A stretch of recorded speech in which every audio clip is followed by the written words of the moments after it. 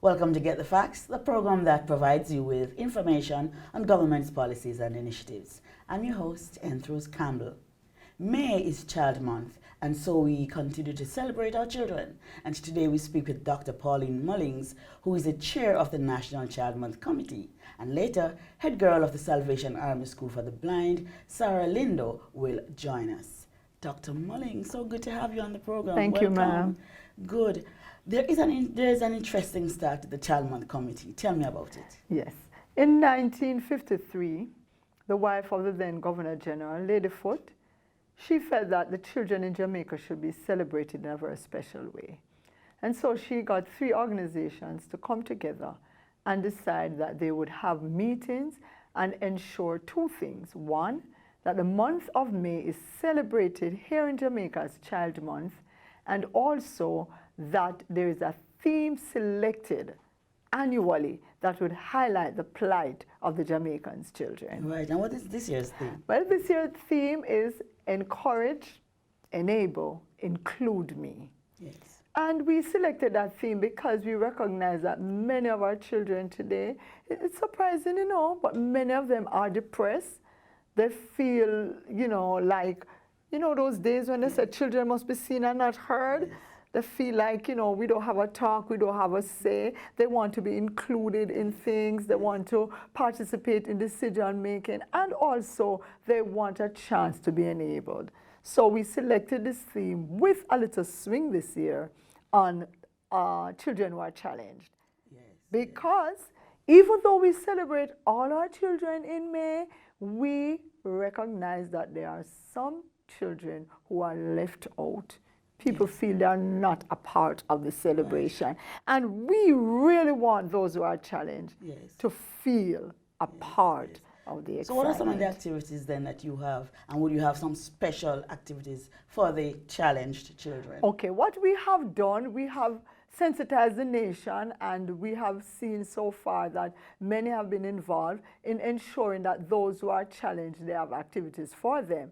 We, as the National Child Month Committee, we have ensured that we involve all the children. So we are not, even though we are focusing on them, we ensure that all our children are involved. So all our activities, we have the children who are not challenged, and we have those who are challenged.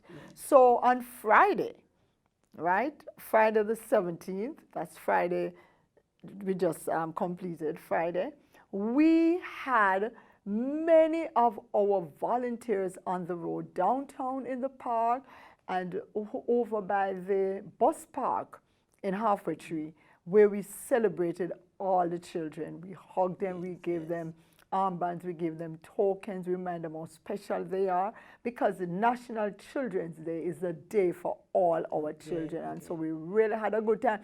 Adults were out in their yellow, all adults were supposed to be wearing yellow. Well, everyone didn't, but they were out in their yellow to say, I love Jamaican children and I love my children. But what's next though? So you have this celebration, you feed the children, you hug them.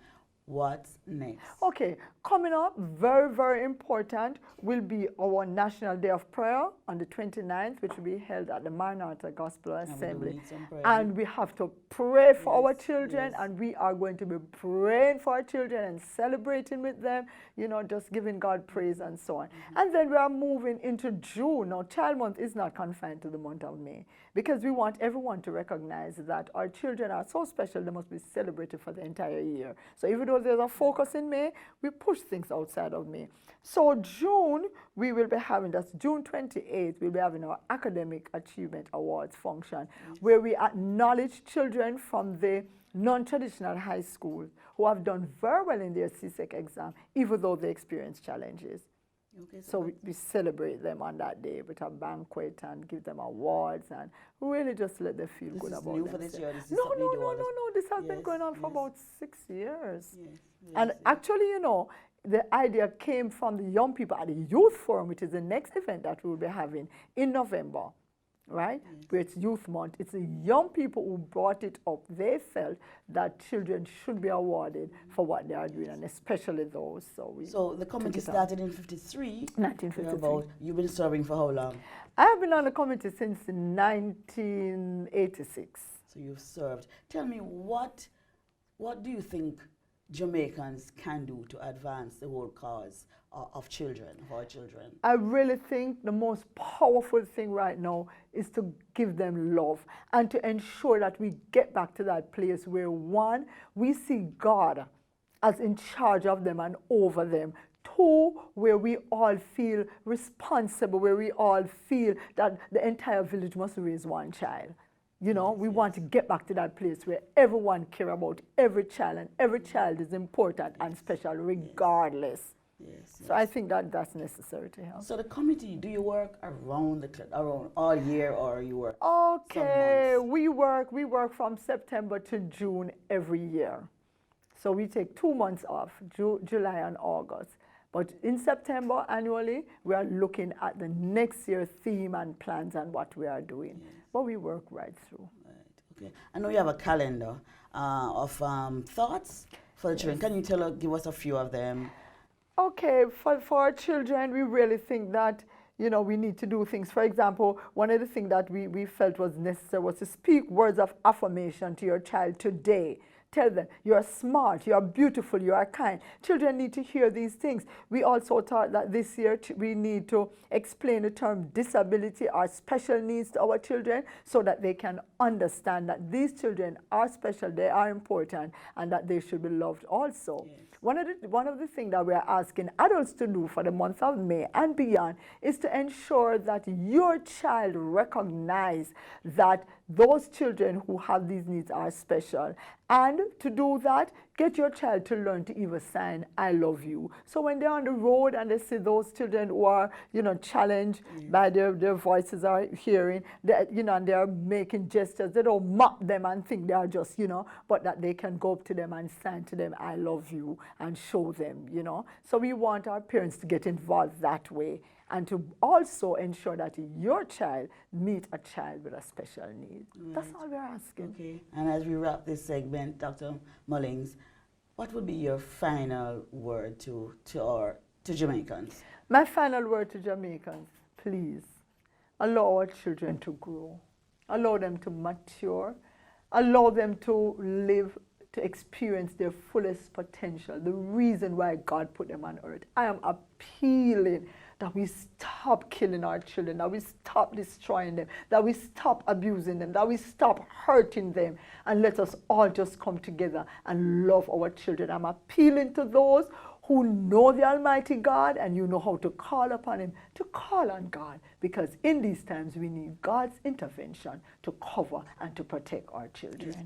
But is there a word for the children themselves? How can they, how can they themselves see danger and try to avert any kind of We want to ask our children to listen to the adults who you know mean you well. Listen.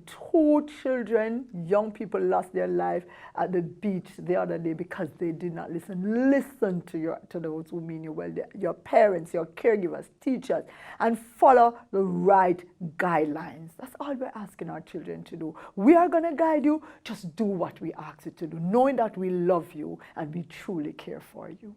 Thank you, Dr. Mullings, and we are appreciative of all the work you've done for our children. God continue to bless you. You're most welcome. We take a break now. When we return, we talk to a special child, Sarah Lindo. Stay with us.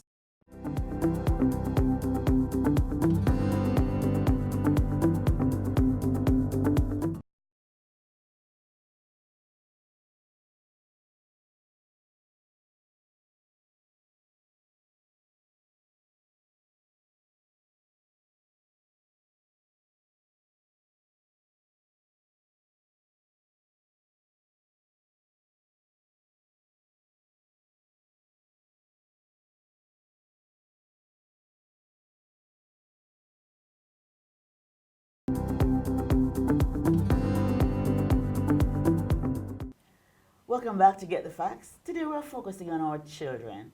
Earlier we spoke with Dr. Pauline Mullings. She's chairperson of the National Child Month Committee. And now we're joined by Sarah Lindo, head girl of the Salvation Army School for the Blind. Hi, Sarah. How are you? Hi. Good to have you on set. Tell me a little bit first about yourself. Tell us a little about yourself. Well, I'm a smart and intelligent individual, and I love to interact with persons, and I'm also loving and caring and helpful. Yes, yes. And you're a high performer, right? You're doing 6, now you're doing 8. Tell us, which 8 are you doing? I'm doing math, English, OA, POB, social studies, history, home and family resource management, and visual arts. Where are you going with that? What do you hope to, what profession are you thinking about? Well, I'm planning to be a special education teacher, Yes. which I've already applied to the Michael University College, and I got accepted. Yes, yes. And you're telling me about some scholarship that you got? Yes, miss, I got a scholarship in grade 11, which finances all my expenses, such as paying for my CXCs and also to finance my practicals for home and family resource management. Excellent, excellent. So, Sarah, you were born blind. What kind of challenge does that pose for you, if any? Well, it poses a lot of challenges for me, but however, I overcome them, such as I was not really independent to travel on my own, but now I can do so because the Salvation Army School for the Blind, teachers who have trained to teach us mobility, has trained us to travel independently. Yes. I want to go back a little to the exam, the CSEC exams. How did you do the exams? You didn't write a script like everybody would. Well, I write my own exams in Braille, most of them. Only Yes. math and OA I did not write in Braille. Somebody is going to be my reader writer, so I'm going to instruct them what to do. Okay, okay, okay. Great, great. So, how do you study? Well, my business teacher and other teachers would read the notes from the textbook, and I will write it in Braille so that they read it sentence by sentences, and I write off the most important parts that they give to me. And sometimes Mrs. Dobson, my POB teacher again, will go upstairs at the computer lab and transcribe some of the notes in Braille for me, like actually inserting the thumb drive or pulling up the documents in her email and emboss it. Right. And you go through all of that and you can do your exams. So what kind of advice would you have for children out there who are studying normally and are not doing well? Any advice for those persons? Well, I will say to them to try and find someone that could be their role model and try to interact with them. Yes. So who are some of your role models? Well, some of my role models, well, most of them are in the disability community, such as Bruce Blake, our past guidance counselor, Sean Harvey, which is our present guidance counselor, and a lot more persons. Okay. Do you participate in any extracurricular activities at all? Well, I usually participate in the clubs that are usually at my school, such as Golden Stars, Brownies and Girls Guide, Key Club, which I was the president for, vice president, responsible for conducting projects. Okay.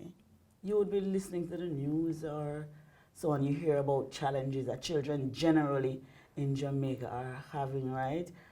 What are some of these things that come to mind, and how would you fix it if you had an opportunity? Well, some of these things that come to mind for me is that if I was in the position, I would have helped them to overcome some of these challenges if I was able to, such as like poverty and all of that. How would you do that? Come up with a program where I would get like sponsors on board that can afford with this, and so that they can sponsor children with their most essential needs. Yes, yes, okay. So is there kind of like a guiding philosophy, something that helps you to be so successful already? How old are you? I'm 18. Right, so tell me about what is it that guides you? Well, most time is the teachers at my school who motivates me especially Mrs. Dobson, my business teacher, and Mrs. Hilton, the integrated room teacher, and also the other teachers. They always keep on saying to me that, sorry, I need to study, or even overall in the class, they're just saying that we need to study, and they're always using this book about the heights by great man reached and kept were not attained by sudden flights, while toiling upwards through the night. Yes. Good, good. So, so you're a head girl. What kind of toiling you have to be going on with as head girl of your school? You're a head girl. How do you get the people, the children, to do what you want them to do, to be orderly? Well, sometimes it's a bit challenging because some of these children, they're really rude and they don't like to listen to persons. So sometimes I just like leave them to have their own way, and if it is a serious matter, then I will report it to the principal or higher authority. Yeah, but you think you're successful, right, in that? Yes? Yes, Yes, miss. yes. So you're going on to Michael. Yes, Do you have miss. any kind of fear? Well, It's I not going to don't. be an institution like where you're at now. Yes, I understand that, but the boarding facility, I would use to that because I board at the Salvation Army School for the Blind, so it would not be really strange for me. But the school aspect, it's going to be a bit challenging because I know it's a lot of work than when I usually at high school. But I know persons who normally went to the university that have disability, they have told me about like what I would be getting at university. So it wouldn't be like so shocking to me. So all I need to do is just prepare for it. Okay. It is Child Month.